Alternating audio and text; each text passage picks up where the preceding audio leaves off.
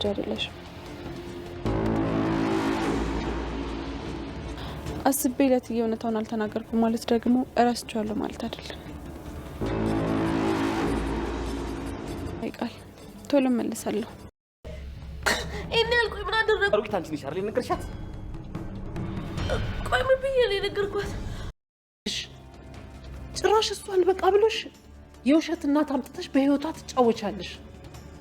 ይኸው እንግዲህ በአንቺ ጦስ ነው እዚህ ጣጣ ውስጥ የገባው። ስሚ፣ ከዚህ በኋላ በብሌን ጉዳይ ሁሉ ከእሷ ጎን ነኝ። እውነታው ሊወጣ ሀቁ ሊጋለጥ የደፈረሰው ሊጠራ ጫፍ ደርሷል። ዳግም እናቱን አገኘ። ብሌንም ሰላምን እናቷ እንደሆነች የምታውቅበት ቀን ሩቅ እንዳልሆነ ማረጋገጫ ነው። ቃል በዘረጋችው ወጥመድ መልሳ እየወደቀችበት ነው። ራሷ ባጠመደችው ሴራ መልሳ እየወደቀች ነው። እለያያችኋለሁኝ፣ ፍቅራቸውን አደፈርሳለሁ፣ ሰላማቸውን አሳጣለሁ፣ ልባቸውን አደማለሁ ያለችው የዳግምና የብሌን ፍቅር አሁንም ጨው ብነሰንስበት የበለጠ ፍቅር ውስጥ እየገቡ ነው እንጂ እየተራራቁ አይደለም። እልቅ እሷ እኔ አርቂያቸው የተሻለ ህይወት እኖራለሁ፣ ሰላምንም አጠፋታለሁ ባለችው ልክ አሁን መንገዶች እየተስተካከሉላት አይደለም። ዳግምና ብሌን ተናበው እየሰሩ ነው። ሳሚም በኃይሉን የከዳሽ እኔንም ከመክዳት ወደ ኋላ አትይም፣ የራስሽን ጥቅም እስከምታመቻች ነው ይላል። ሁሉም አሁን እርስ በራሳቸው መፋጀትና መባላት ጀምረዋል። እጅግ የሚገርመውና የሚደንቀው ብሌን የጻፈችው ደብዳቤ ሰላም እጅ ላይ መድረሱ ነው። እንዴት ይገርማል! እንዴት ይደንቃል! ምክንያቱም ለእናቴ ለገነት ብዬ ነው ይህን ሁሉ የደበኩት። አሁን ግን አልችልም። ምክንያቱም ትክክለኛ ማስረጃ የዋራሽነት ማረጋገጫ በህግ ሊሰጣት ነው። የዛን ቀን ግን እትዬ እንዲህ ነው ብዬ እስከምነግራት እንኳን አትታገስም። ቀጥታ ነው የሚገሏት።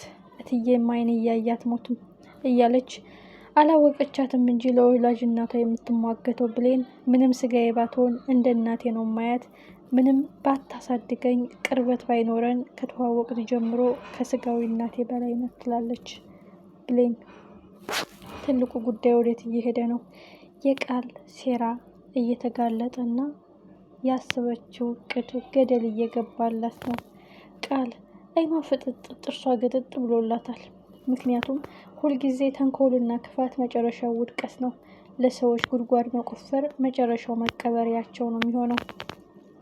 ዳግም እናቱን ስላገኘ የበለጠ የብሌን ጓደኛ፣ የልብ ወዳጅ ወይም ግልጽ የሆነ የልብ አማካሪ እየሆነ ነው። ሳሚ ለዳግም የሰጠውን አደራ ለብሌን አዋይቷት እንግዲህ እሷም ልትረዳው እየሞከረች ነው። እንደዚህ ብላ አንድ ቀንም የቃልንና የሰላምን ሚስጥር ብሌን ለዳግም መናገሩ አይቀርም። ይህን ተናገረች ማለት የተቋጠረው ተፈታ፣ የተደበቀው ተገለጸ፣ የተዳፈነው ፈነዳ ማለት ነው። ምክንያቱም ዳግም በጣም ረጅም ጊዜ ስለሆነ እንጂ ይቺ አጋዥ ብሌን እንዴት የዚህ ሁሉ ሀብት ወራሽ ትሆናለች እያሉ ቃልና በኃይሉ ሲያወሩ ሰምቷል። ግራ ስለገባው ነው። አሁን ግን እየተገለጸለት እውነታው እየወጣለት ነው የሚመጣው። ምክንያቱም የብሌን እናት ጠፍታለች። ብሌን የውሸት እናት ብለው ለምን አመጡላት የሚለው ጥያቄ ከቃል ጋር እንደሚገናኝ፣ የብሌን እናት ሰላም እንደምትባል ከአረብ ሀገር እንደመጣች 22 አካባቢ እንደምትኖር ሁሉም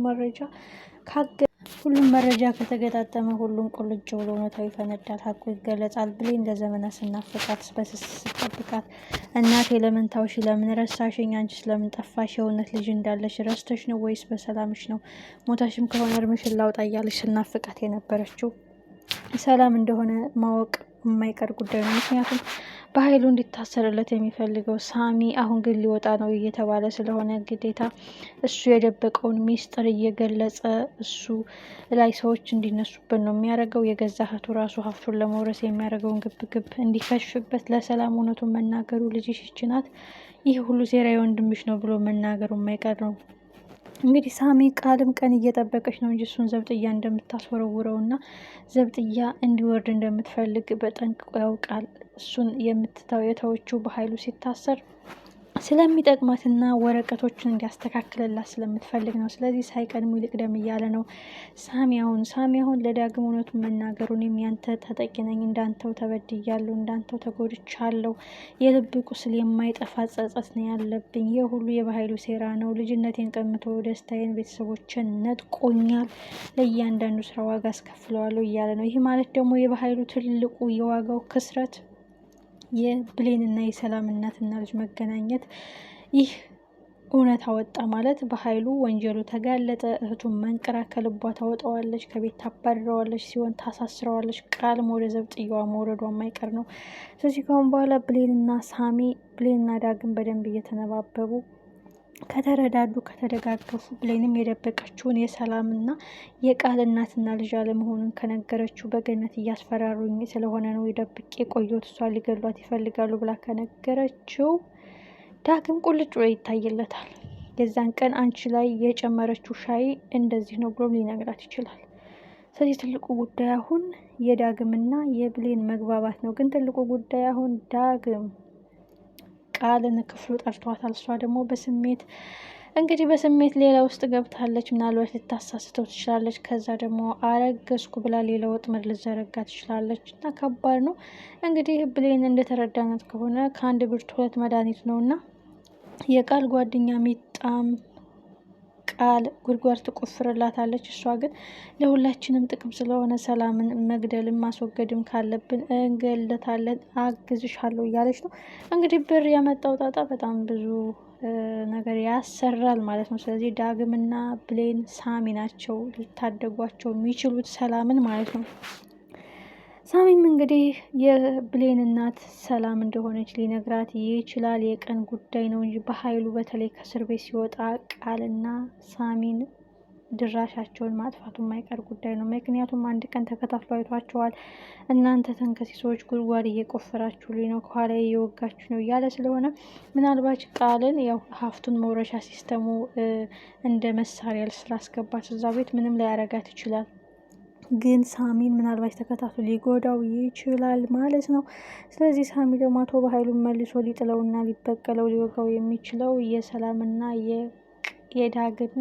የሰላምና የብሌን እናትና ልጅ መሆኑን የዚህ ሁሉ ሴራ ጠንሳሽ በኃይሉ መሆኑን መናገሩ ነው።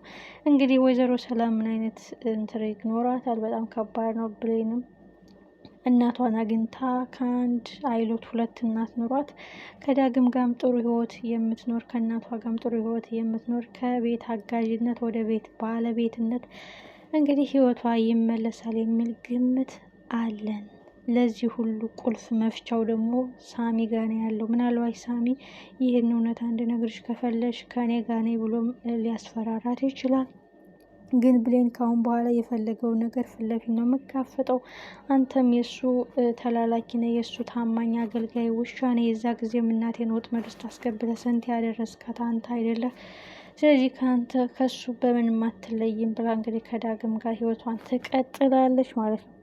በዚህ ሁሉ መሀል ብቻ ቃል ዳግምን አሳስተው አርግዣለሁ በማለት ሌላ ወጥመድ ዘርግታ ሌላ ቲካራ እንዳይፈጠር የብዙዎቻችን ፍላጎት ነው። ምክንያቱም ቃል ሌላ ወጥመድ እንዲሳካላት ሳይሆን በዘረጋችው ወጥመድ ራሷ ወድቃ ወደ ዘብጥያ እንድትወርድ ነው የምንፈልገው።